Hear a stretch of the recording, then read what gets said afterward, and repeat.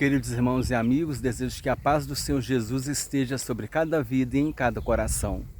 Em Lucas capítulo 4, versículo 25, Jesus disse assim: Na verdade vos digo que muitas viúvas havia em Israel no tempo de Elias, quando o céu se fechou por 3 anos e 6 meses, reinando grande fome em toda a terra, e a nenhuma delas foi Elias enviado, senão a uma viúva de Sarepta de Sidom. Havia também muitos leprosos em Israel nos dias do profeta Eliseu, e nenhum deles foi purificado, senão Naamã o sírio. Jesus estava ensinando essas palavras lá na sinagoga de Nazaré, na cidade onde ele cresceu, e ali ele foi rejeitado pelos seus. Eles queriam lançar Jesus do precipício abaixo, o templo estava lá no monte, lá no alto, e eles queriam pegar Jesus lá do monte, lá do alto, e jogar Jesus precipício abaixo, porque eles tinham falado essas coisas. Mas por que os judeus não gostaram do que Jesus falou a respeito da viúva de Sarepta e a respeito de Naamã? Por que os judeus não gostaram? Eles não gostaram porque Naamã e a viúva de Sarepta de Sidom, eles eram estrangeiros. E para eles era uma afronta. Havia tanta viúva em Israel, Elias foi enviado a uma viúva estrangeira. Havia tantos leprosos em Israel, Naamã o sírio que foi curado, ele foi lá no profeta Eliseu e ele foi curado quando ele mergulhou 7 vezes no Rio Jordão. Isso para eles era uma afronta, porque Deus era só Deus de Israel e de mais ninguém. Mas isso, irmãos, prova que Deus ele não faz acepção de pessoas. A Bíblia diz que Deus deseja que todos os homens cheguem ao pleno conhecimento da verdade e sejam salvos. Deus deseja que todos os homens, não importa de qual povo seja, de qual povo, tribo, língua, nação, não importa para Deus. Deus não faz acepção de pessoas.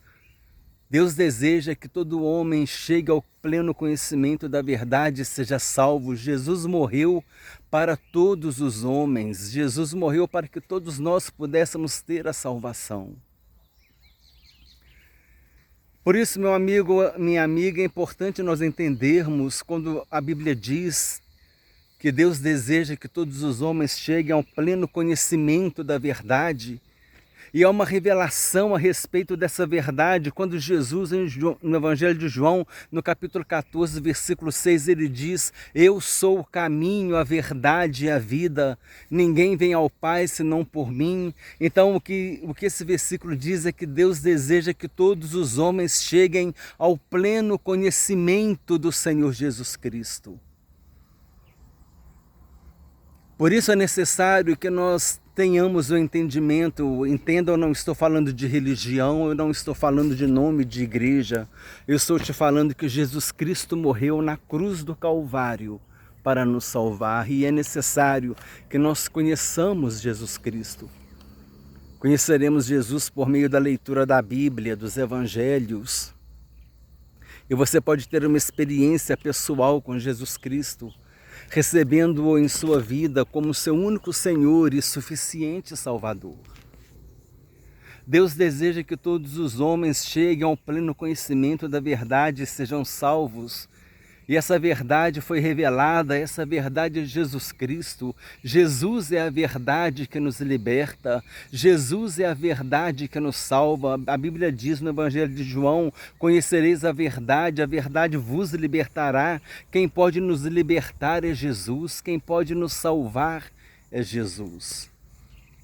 Por isso é importante nós termos o entendimento de que precisamos confessar com a nossa boca e crer em nosso coração, confessar Jesus Cristo como nosso Senhor e suficiente Salvador.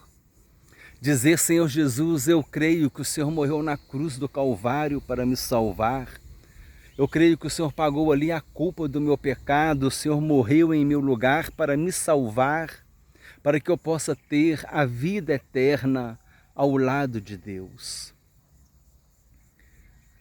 A Bíblia diz, porque Deus amou ao mundo de tal maneira que deu o seu único Filho, para todo aquele que nele crer tenha a vida eterna. Porque aquele que crê tem a vida eterna, aquele que não crê não tem a vida. Ele já está condenado porque ele não crê no nome do único Filho de Deus, que é Jesus Cristo, o único nome que nos dá a salvação. Em Atos 4, capítulo 12, Pedro disse, não há outro nome debaixo do céu pelo qual importa que sejamos salvos. Só Jesus pode nos salvar. Interessante que o próprio nome Jesus significa Salvador, significa o Senhor é a salvação. Então, meu amigo, minha amiga, eu te convido a fazer uma reflexão a respeito da sua eternidade, a respeito da sua vida após a morte, a respeito do seu destino eterno. Porque todos nós temos um destino eterno. Jesus veio para que nós possamos ter vida eterna, para que nós possamos ter a salvação. Deus deseja que todo homem chegue ao pleno conhecimento da verdade. Jesus, ele se ofereceu para ser o sacrifício perfeito. Os sacrifícios eram feitos todos os anos para o perdão dos pecados. Todos os anos havia o sacrifício, mas agora Deus não aceitava mais aqueles sacrifícios do Antigo Testamento, porque eles eram imperfeitos, mas na plenitude do tempo, Jesus Cristo veio, ele veio nascido de mulher, o Verbo se fez carne, e ele é o Cordeiro de Deus que tira o pecado do mundo. E se antes aqueles cordeiros eram sacrificados para o perdão dos pecados, e todos os anos os sacrifícios tinham que ser feitos, porque os sacrifícios eles eram imperfeitos, eles eram ineficazes, mas agora veio o sacrifício perfeito. Jesus fez o sacrifício perfeito na cruz do Calvário, para que nós pudéssemos ter a salvação e a vida eterna. E para completar a mensagem, no Evangelho de João mesmo está escrito, porque aquele que tem o Filho de Deus tem a vida eterna, porque você tem o perdão dos seus pecados, e aquele que não tem o Filho de Deus não tem a vida, mas sobre ele permanece a ira de Deus. Por isso, meu amigo, minha amiga, se você ainda não tomou a decisão de aceitar Jesus Cristo como teu único Senhor e suficiente Salvador, recebe hoje Jesus em tua vida.